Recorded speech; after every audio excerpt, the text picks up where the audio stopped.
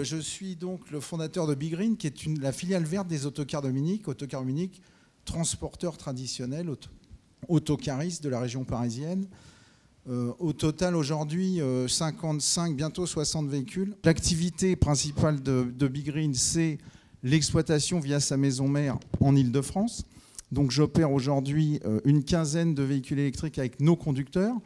Le dernier dossier que nous avons mis en place, grâce à la volonté de la mairie de Paris, donc j'y reviendrai, c'était une des décisions politiques phares de ces dernières années, c'est la traverse du 15e arrondissement, où nous opérons une ligne de bus avec 6 matériels, dont 2 réserves, le tout 100% électrique, avec une ligne qui fait, en kilomètres utiles, 118 km par jour.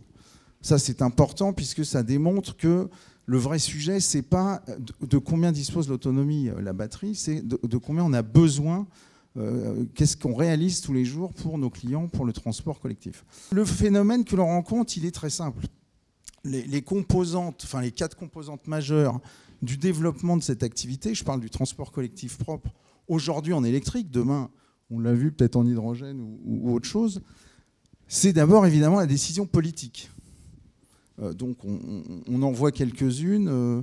Il manque quand même une véritable feuille de route sur le sujet. Ensuite, le financement.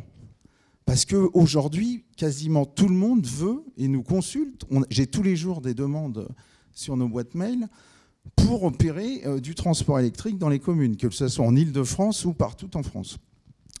On parlait de l'international, on a aussi des demandes de beaucoup de pays.